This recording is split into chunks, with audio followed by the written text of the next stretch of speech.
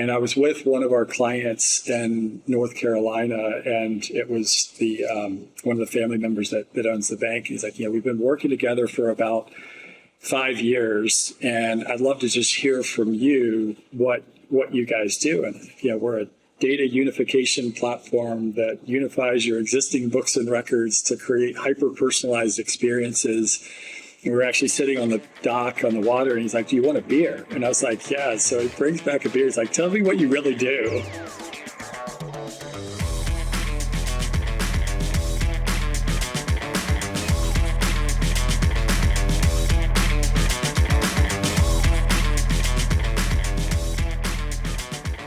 Hi, I'm Rory Holland, CEO of Customer and the host of Mighty Finsights. Every year, I talk with hundreds of financial leaders and innovators.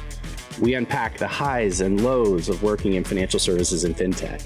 Today, I've invited the founder and CEO of Wealth Access, David Benskin. A little background on Wealth Access. They're an intelligence layer that unifies data across every line of business, so financial institutions and wealth managers can operate as one. They're creating clarity and connection in a world clouded by fragmented data. In this conversation, we're going to discuss why entrepreneurs need to be problem solvers who are okay with everything being their fault, the reason small language models may be more helpful than massive LLMs, and how category design helped Wealth Access establish authority in the marketplace.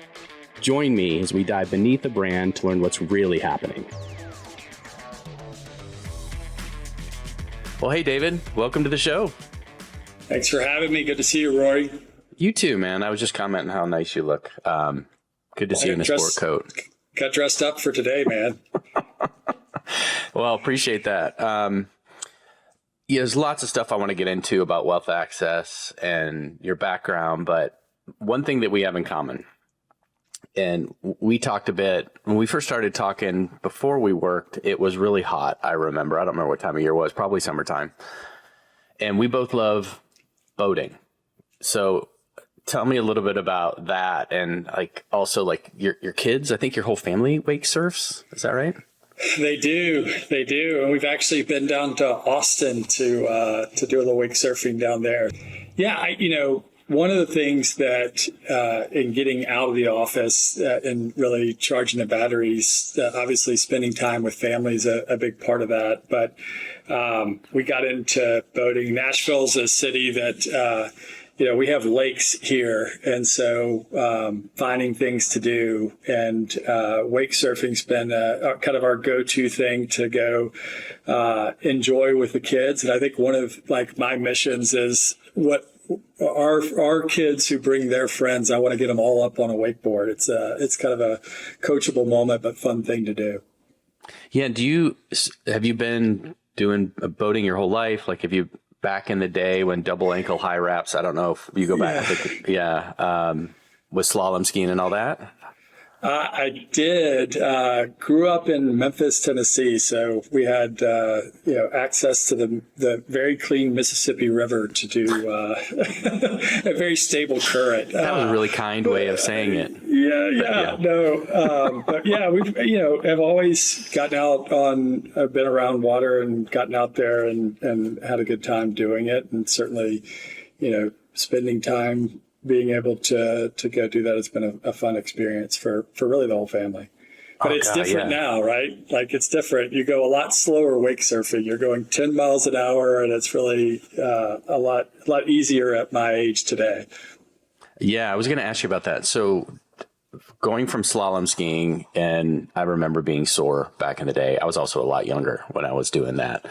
But going a lot faster, crashing a lot harder, trying to drag, drag your hip on the water as you make the turns. The transition to wake surfing, did you wakeboard, then transition to wake surfing when that came out? Was there did that phase in, or did you just jump right into wake surfing?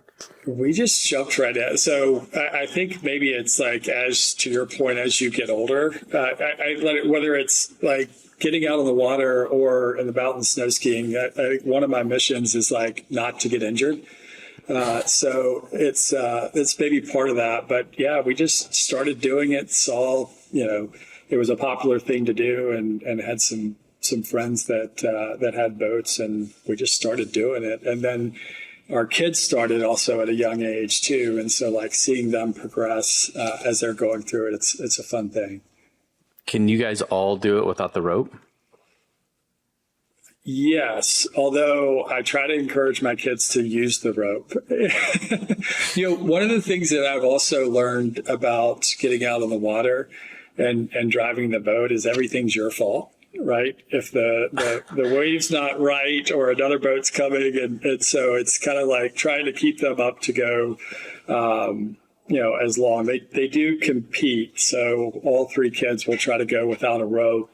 And really be able to, like, who can stay up the longest. And I think one of the other things, not to ramble about this, but it's like as kids grow and they get taller, it becomes like more challenging as they're like lanky. So it's just a fun little project to do. Yeah, wake surfing's something that my son, with his sport, with motocross, when we had time, we loved getting out on the water because it's, we raced up near you, outside of Nashville in the summertime, usually end of July, 1st of August. And so getting out on the water, not that we had a boat in Tennessee because we didn't, but I'm not saying that, but getting out on the water was great. And he's the one that introduced me to wake surfing because I had wakeboarded and I'd mentioned the slaloming and all that, but man, it was really hard. But I asked you about doing without the rope. I finally figured that out last summer. So, and he coached me into it, which was really wonderful. So I want to shift gears a little bit, but staying on the coaching front, or actually, let me back that up. Before we get into coaching, I wanted to say one thing that you said, which just made me think of a variety of different things. But I'm gonna talk about it's always your fault, and it sounds like one, it's like being the founder and CEO of a company. Two, being married. Thinking about that, like how is that translated? Like when you think about your work as a founder, and we're going to get into wealth access in a minute here, but like when you think about that and the responsibility that you have in coaching your kids, taking care of your family on the lake, like how does that translate for you into the work that you do as a founder and CEO? And I think part of that is I didn't really, as a founder and CEO of Wealth Access, I wasn't set out to build a technology company. I was really set out to fix a problem. And when you bring that into coaching or teaching kids how to wakeboard, I would compare it to the challenges that as an advisor that I saw for our clients that really couldn't get a clear picture of their financial situation. And for them communicating with us, we had 50 families, my team did, in terms of us helping them make these financial decisions and kind of coaching them to achieve their goals. It kind of ties into that. Yeah, I love that. And describe for me, I'm going to get into wealth access a little bit, but we can move back and forth between this because your history in the space, and you and I both lived through the global financial crisis in 2008 and like what that did to a lot of people financially and companies too. So there's a lot of history, I think, that you have in deciding, I think 13 years ago, is that how old wealth access is today? That's right. That's right. So 13 years ago, making that decision to start wealth access, what was that decision point? And it sounded like you wanted to help people and coach people and ultimately solve a problem. What led you to start wealth access, and it's pretty courageous to start a tech firm in finance? Yeah. So, I know that there were two moments that really led me to convince my wife that it made sense to leave a stable recurring revenue business to get into a software company. But, the global financial crisis was challenging. And, I was at Merrill Lynch and, the firm itself was going under. Right. And so it was super challenging. And you had clients literally calling saying, am I okay? Right. What's my balance sheet? What's the FDIC or SPIC? Am I going to be okay? And it was really challenging to gather all of their information, their balance sheet, and communicate with them. And so that was obviously an important time. And then, the other was COVID. Right. And I think my wife is a banker, and hearing her on the phone with her small business clients that had to shut down their business, and they're kind of trying to figure out what to do there. And I think a lot of that is around, communication, really connecting people with their data. We have access to more data than any humans at any point in history. The entire internet is accessible from the palm of our hands.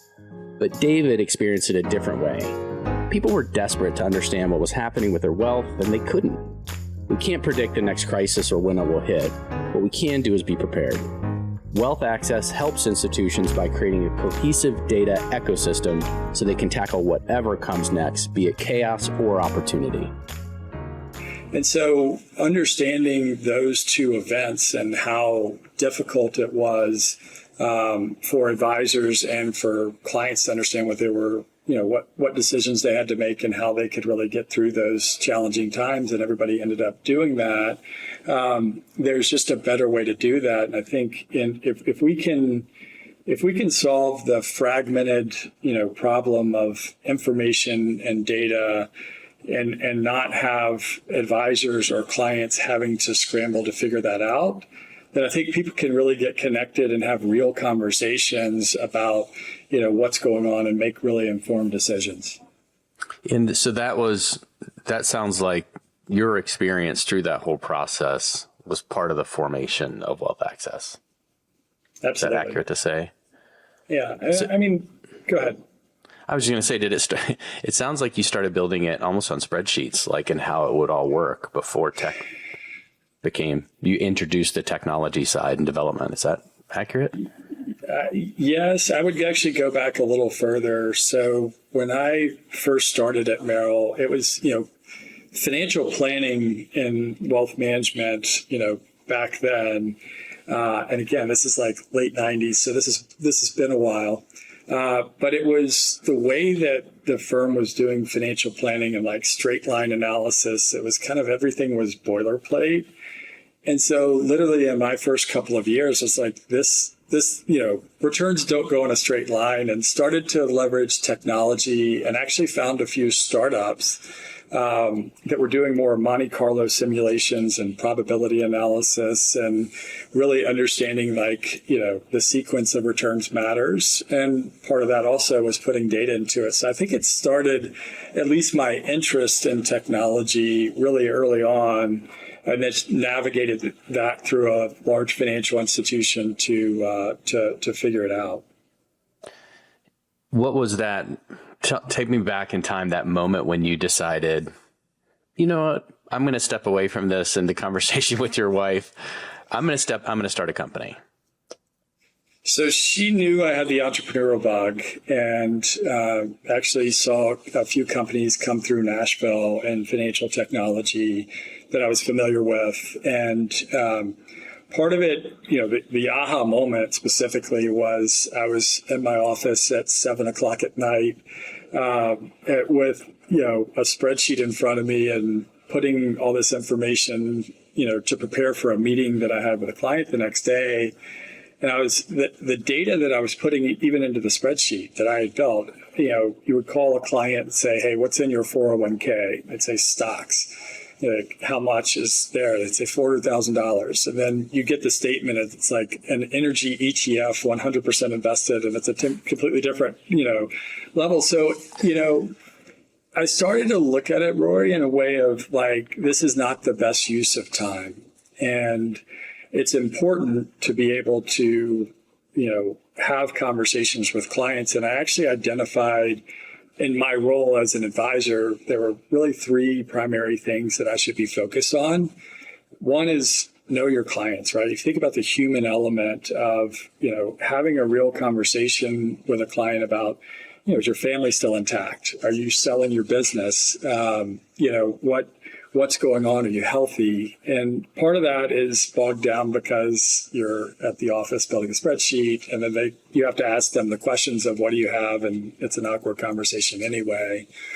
The other issue was, we're responsible for managing money, so that takes a little bit of time. And the third was really, you need to be able to grow a business. And I found that all three of those things were diluted by about 50% of my time trying to gather this fragmented data. And back to the being determined to find a better way, that evening I came home and told my wife, I was like, there's an opportunity here. There's a real need for this. And it's really, been an extension of what we do to really do that at scale at financial institutions to enable them to really have these conversations. They're the trusted advisors with their clients. And so it's great, being able to build that and deliver that at scale. So what were staying kind of in the beginning days of Wealth Access, what were those first couple of years like?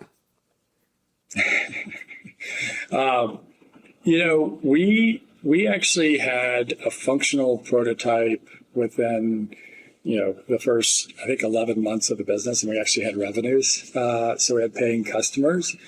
But, the proof of concept that I decided was, hey, we've always been a business to business. We, are a software as a service working with financial institutions or financial enterprises. But I also thought about it from the client first, and went around to a few people that I knew and said, would you pay $100 for a dashboard to see all your stuff on your smartphone? And so they did that. That was a very short 3-month time frame to really get the proof of concept out.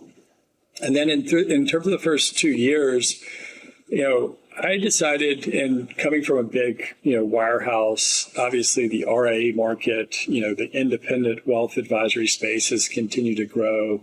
And I viewed it as there's less red tape. And so we could probably get them to license this solution. And they had a real problem. They were probably, the clients were usually sole practitioners, smaller RIAs, but they were using multiple custodians. And custodians are Schwab, Fidelity, Pershing.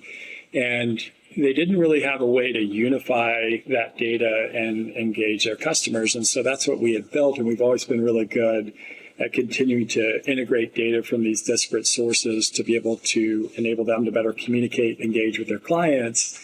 And we started to integrate with a bunch of different platforms. And so we grew really fast. I think, going past the first couple of years, but, at our peak, I think we had something like 200 RIA firms, and we're growing at a pretty rapid pace. So it was a fun time. And, my wife told me I had 2 years to get after this, and now we're 13 years into it. So it was certainly challenging, but had a great team around me, and we're able to build a solution that solved really the same problem that I had as an advisor to help them do the things that they needed to do.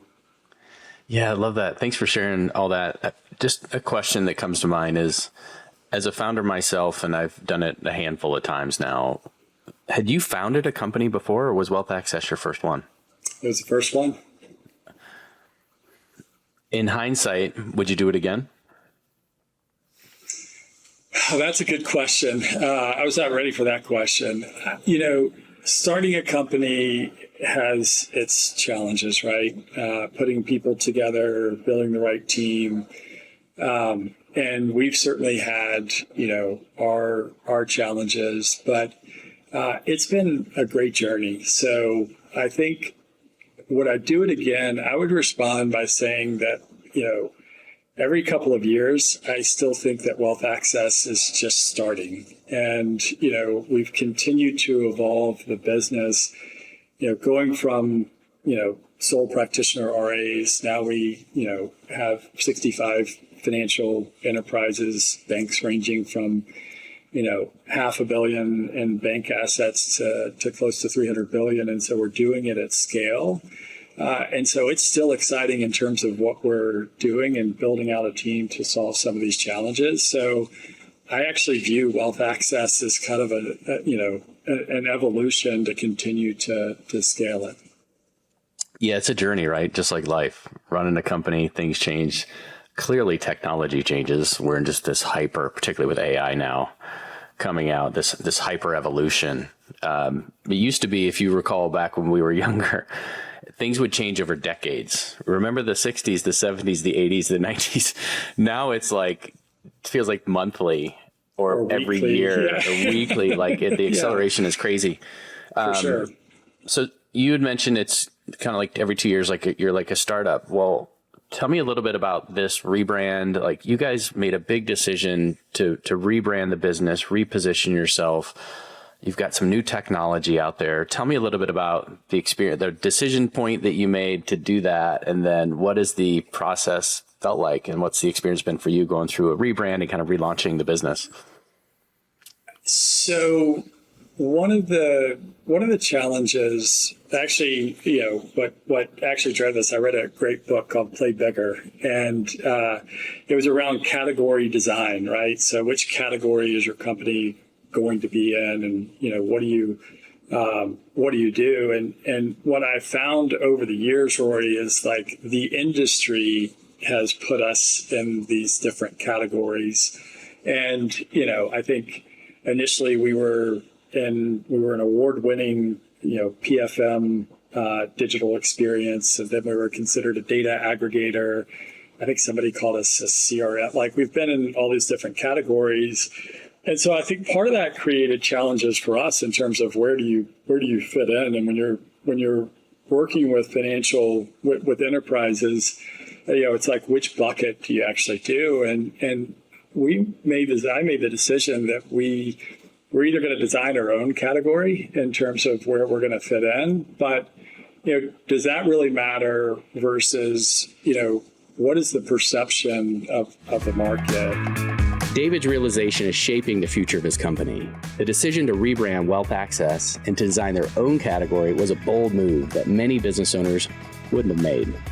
It's a tough marketing challenge because you can't rely on comparisons with other products or companies. You have to teach the market why you're a different animal altogether. Not every company even gets an opportunity to shape a new category, but that's exactly what Wealth Access is doing. And I think I told you this story, and so the evolution of Wealth Access is we're going from a data unification to really, a connected intelligence platform. And I was with one of our clients in North Carolina, and it was one of the family members that owns the bank. He's like, we've been working together for about 5 years, and I'd love to just hear from you what you guys do. And we're a data unification platform that unifies your existing books and records to create hyper-personalized experiences. And we were actually sitting on the dock on the water, and he's like, do you want a beer? And I was like, yeah. So he brings back a beer. He's like, tell me what you really do.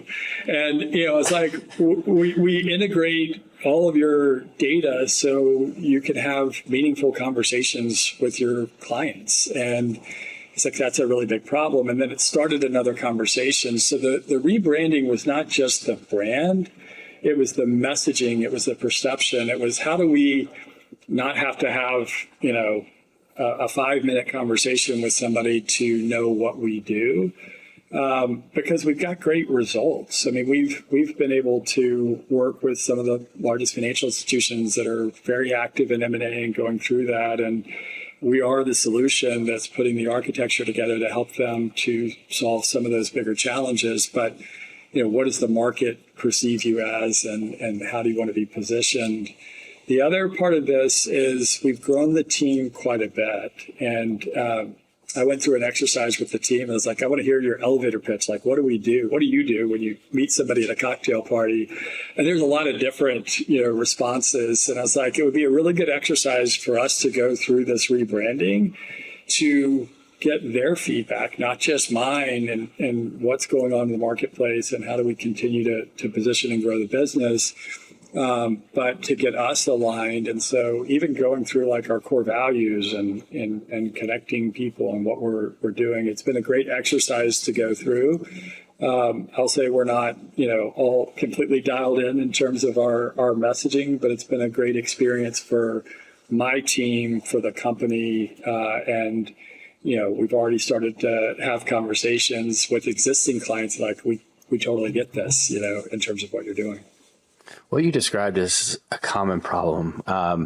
talk to hundreds of financial and fintech leaders every year, and that is a common problem, particularly with as their brands and the industry and technology evolves, and then as your team grows, it gets harder to keep your culture. You know this, right? Like harder to keep your culture intact, and it takes more energy and effort. And then when your sales team and your marketing teams start to move away from the core messaging and you start to lose it, then it can become a wobbly thing that gets out of control. Right. And when we did the work with you guys on the rebrand, and I'm really proud of what you guys did and what our team did. And I think it's what you described, sitting on the dock and the guy going, okay, tell me what you really do. Right. Right. We don't have that luxury to sit on the dock and have a beer with every prospect, right?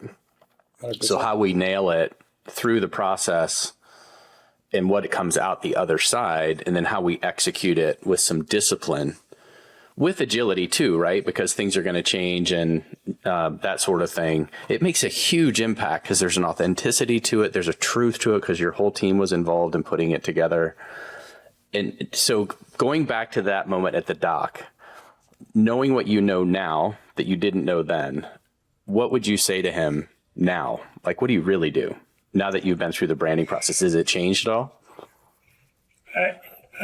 Yes, absolutely. I would say it's just simplified things. And, in terms, I think part of it is our culture. And we can go back to that. I think that's a really important part. But from the communication today, we're solving a very significant problem, which is whether you're an RIA, broker-dealer on the wealth side, whether you're working on digital banking or digital transformation at the bank, it's all really around fragmented data. And, so being able to simplify that in ways that they actually understand, because it is a real problem for these financial institutions, and to enable them to actually understand that they have great teams, right? The banks that we work with and any of the wealth firms, like the relationships that they have with their clients, they're the trusted advisor. They're the trusted financial institution. And so, and we're this middle layer that's connecting that. And so it's a lot simpler in terms of understanding the problems that we're solving. And I think it is easier for them to understand what we're doing.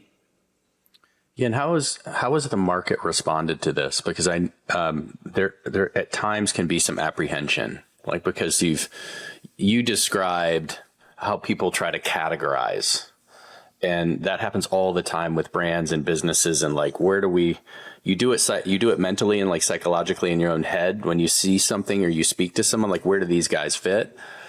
But how do you see now? How does a market receiving you now? And is that category creation still part of your mission here, or did you find yourself in a new bucket? From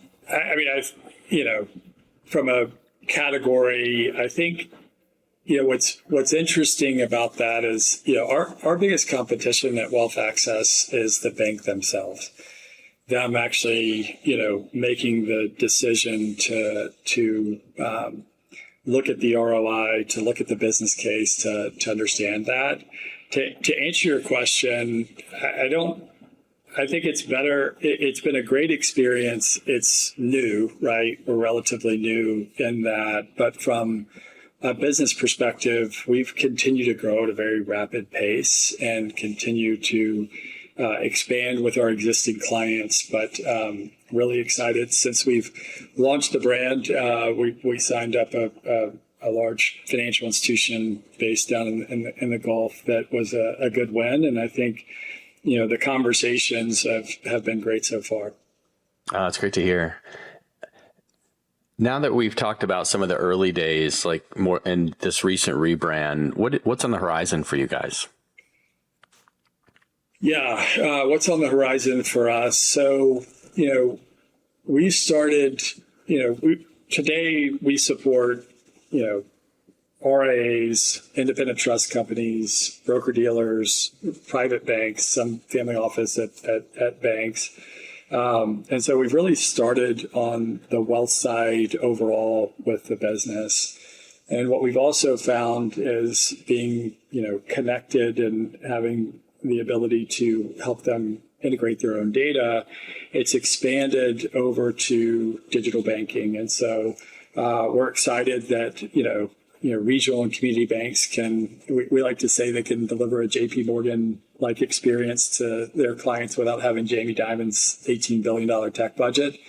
And so being able to expand that and increase, the conversations are real. And we've been tracking the ROI for our clients. And so, them being able to get a good return on their investment, the efficiencies that they're gaining, being able to unblock some of these technology or data projects has been a great experience. And we've also integrated with some of their data centers in terms of like their data warehouse, so Snowflake, Databricks, Azure, AWS, et cetera.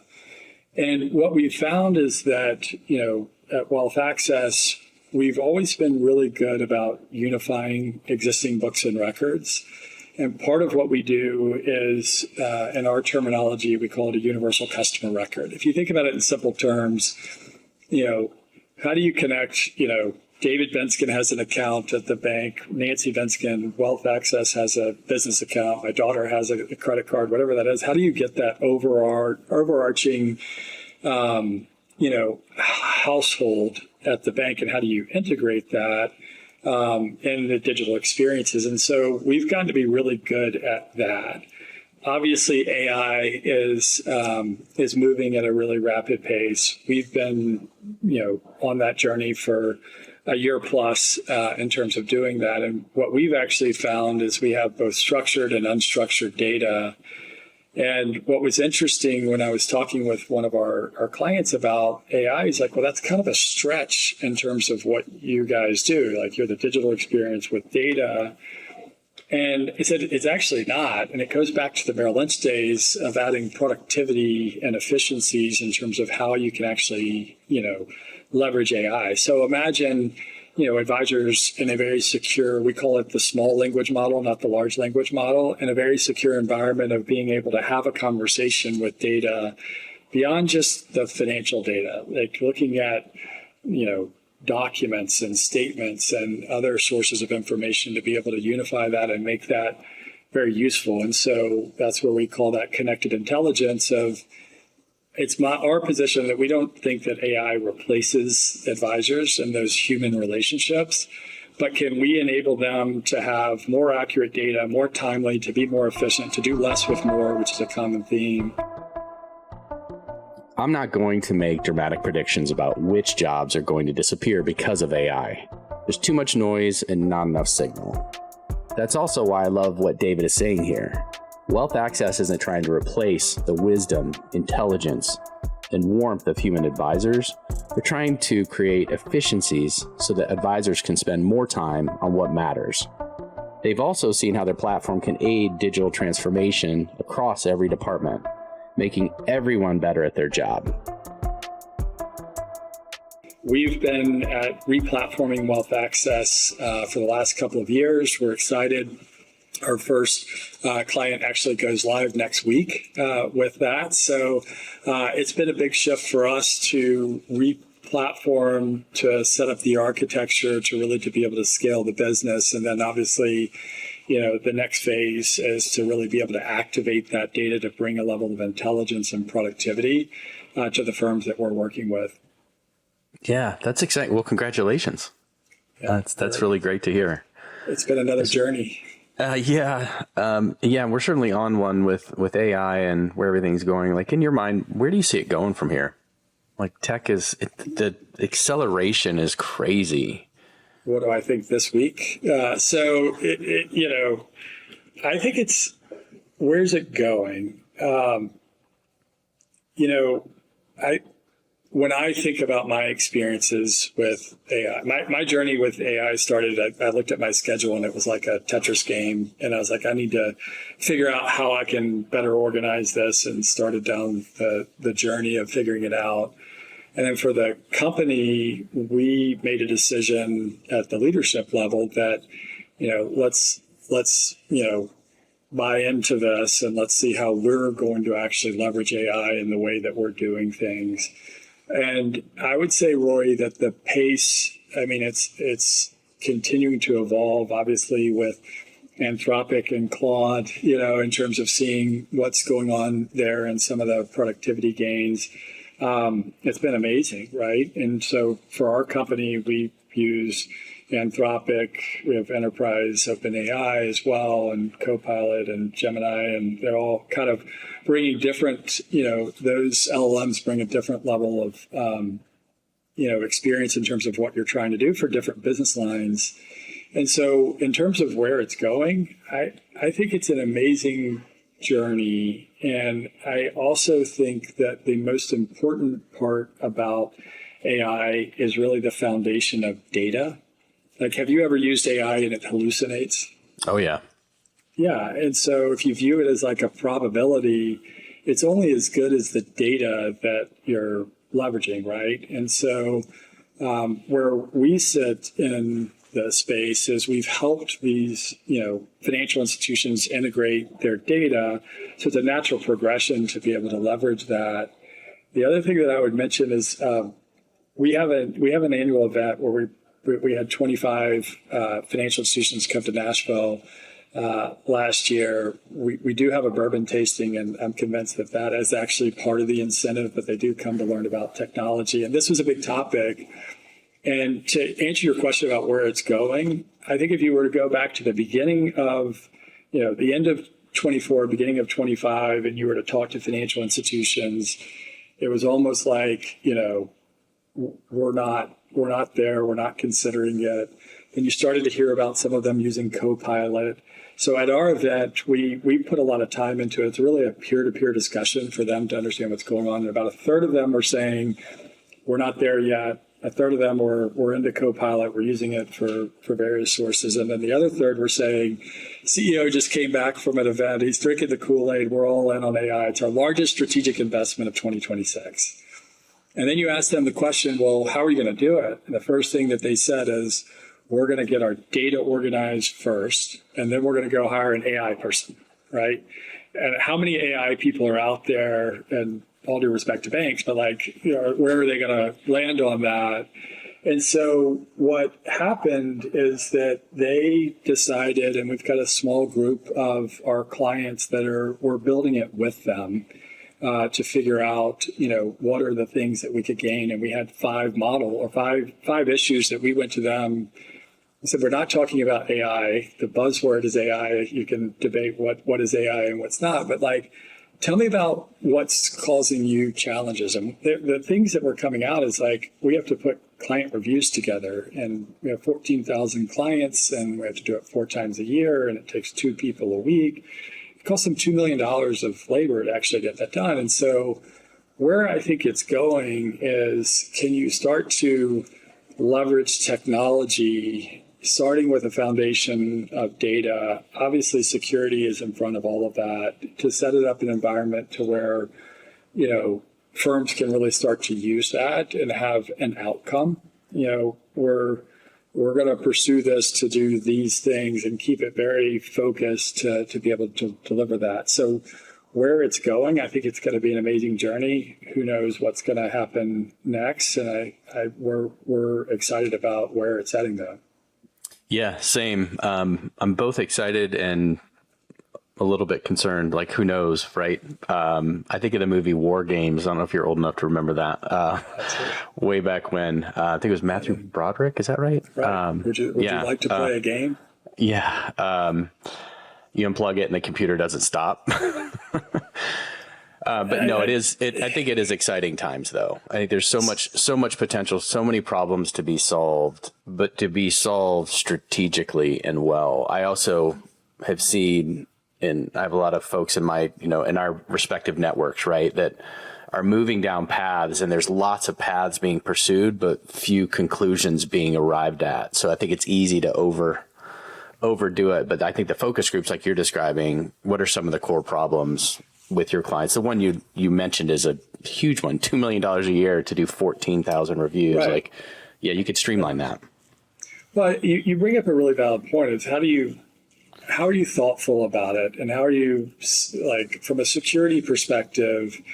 And I think banks and just any financial data, right? And like, making sure that, from a privacy, security, that you're setting it up the right way and doing the right things with it, I think is critical, right? In terms of how you're leveraging that. But the value of being able to access, I mean, you think about like note takers and all the communication, it's like, what are clients really saying, or what's their sentiment? And then, I think in the financial industry, really having that information to then go back to have the connected conversation, it really becomes meaningful. I think the challenge that financial institutions have today is now everybody's coming at them from every different direction, and there's a widget that does this or this does that. And so they've got every vendor going to them saying, here's these tools. And they all may be great, right? They all may solve a challenge. But, one of the things with that is then how do you get the right information into it? How do you make sure that it's secure? What's happening with that information? So I think, taking a step back and being very thoughtful about it, because AI is going to continue to evolve. And as that does, it does create certainly opportunities for, productivity, for other gains that are going to be there. But you've got to be very thoughtful about how you actually do that and what you don't do. And so we actually look at it in a way of as much offense as we're playing, we need to also play as much defense. And understanding, what happens if, and to go through that process.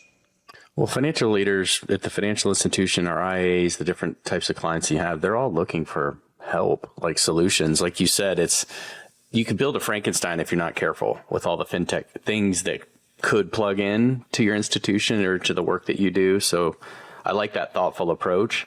I wanted to just ask a question. So it sounds like a lot of your folks that come to your event might be attracted to the whiskey tasting. Do you have a favorite whiskey? I would have to say, so I am from Tennessee, and our lake house is actually in Winchester. So when I go back down there, it's near Lynchburg where Jack Daniels is made. So if I say this, I've got to preface this by saying my wife's from Kentucky. So there's a difference between whiskey and bourbon. And so I would say Buffalo Trace, Pappy Van Winkle, you name which one would be top on the list. Great choices. I'm going to throw out Basil Hayden and one more for my neighbor, Iron Wolf. There you go. So our neighbor has a distillery, fantastic award-winning bourbon. Very, very good. So when you come out, next time you come to Austin, open invite. We'll go tasting. Tasting and surfing. So you had shared with me, if you could hire anybody, if you could get a headhunter, find some top talent, you name someone I had not heard, I would not have picked. Like who was it? Like who would be your top pick as fantasy headhunting, and why? So it was a good question, and I think for other executives or a lot of financial institutions, they may be very familiar with OKRs and objectives and key results. And so back to, I read a book, but John Doerr is somebody, and I think for obvious reasons, he's probably one of the best in terms of venture capital, venture investing. He's got pretty good results, but what I found is that, you measure what matters. It's, setting objectives and having key results. And I think about it relative to wealth access. It's easy to track, financial accounts or balances, but, how do you measure what really matters from a client's perspective to them? And so I think it really ties into, our business and what we're really all about. Yeah. Awesome. That's cool. Well, it has been a pleasure, David. And before we go, how can folks learn more about Wealth Access, get connected with you? Yeah, website is best, wealthaccess.com. You can click to schedule a demo and connect with the team. So we're really excited about the new website, and that's usually the best way to connect with us.